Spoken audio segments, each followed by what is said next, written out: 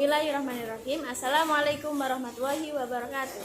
Di video kali ini saya akan menjelaskan tentang usul fiqh yang ada di kitab Mabadi Awaliyah.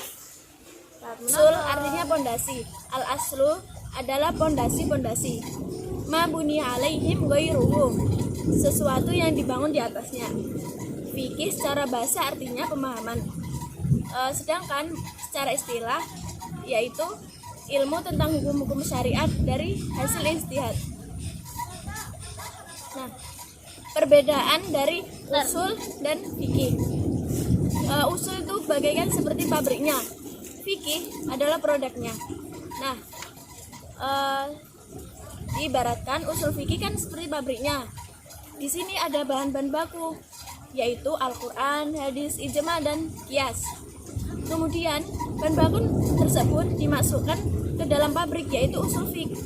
Kemudian di pabrik ini menghasilkan seperti halal, mubah, makruh, dan lain sebagainya.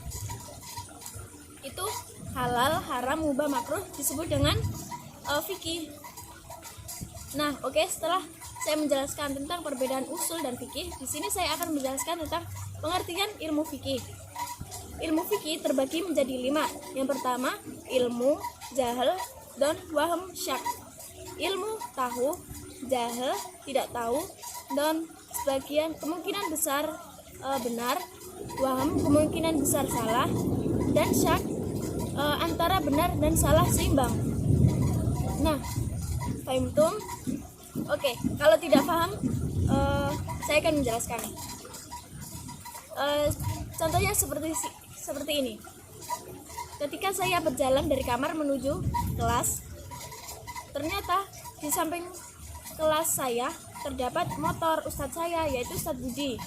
Nah, itu setelah saya melihat motor Ustadz Budi, kemudian saya melihat di kelas ternyata di situ ada Ustadz Budi. Itu disebut dengan don.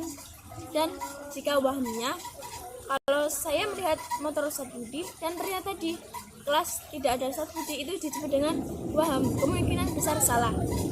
Nah, setelah itu saya kan berjalan dari kamar, kemudian menuju kelas, kemudian di sana ada Ustadz Budi. Nah, di sana itu disebut dengan ilmu tahu.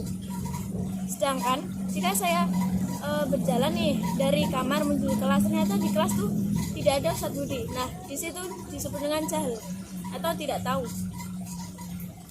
Yang terakhir adalah syak.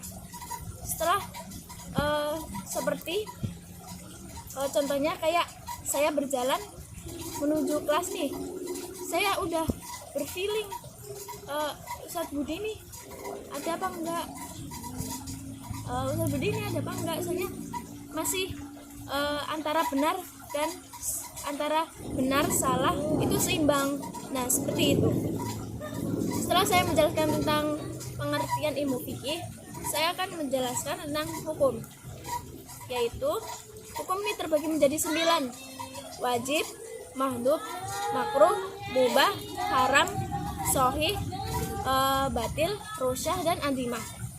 Nah, yang pertama wajib. Wajib yaitu ma yusabu ala fiklihi wa ya'qabu ala tarkihi, yaitu jika dilaksanakan akan mendapat pahala, jika ditinggalkan akan mendapat dosa. Contohnya seperti sholat 5 fardu, terus puasa, dan haji. Yang kedua adalah mandub. Jika dikerjakan mendapat pahala, jika ditinggalkan tidak apa-apa. Yang ketiga adalah makruh.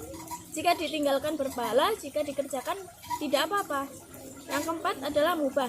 Jika dikerjakan tidak apa-apa, ditinggalkan juga tidak apa-apa. Contohnya seperti memakai jam tangan.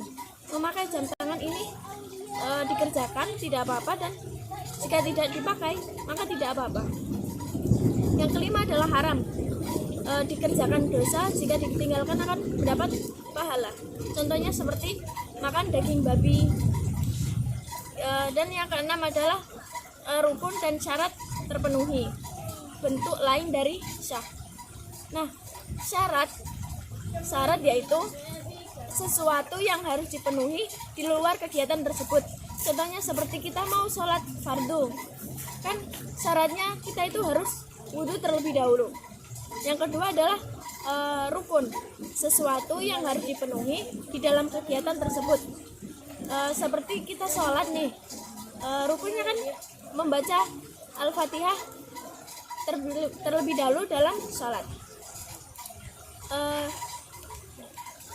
Yang ketujuh adalah batal atau batil, yaitu syarat dan rukun salah satu atau keduanya dari syarat tidak terpenuhi. Yang kedelapan yaitu rusyah.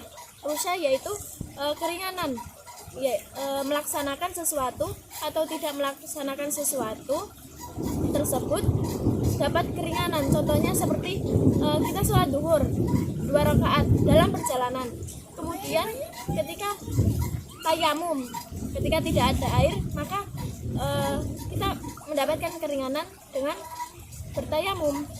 Dan yang terakhir adalah azimah, melaksanakan sesuatu yang tidak dapat keringanan. Contohnya sholat 5, contohnya seperti sholat 5 waktu. Cukup sekian yang bisa saya sampaikan, kurang lebihnya saya mohon maaf. Syukron, summa salam, wassalamualaikum warahmatullahi wabarakatuh.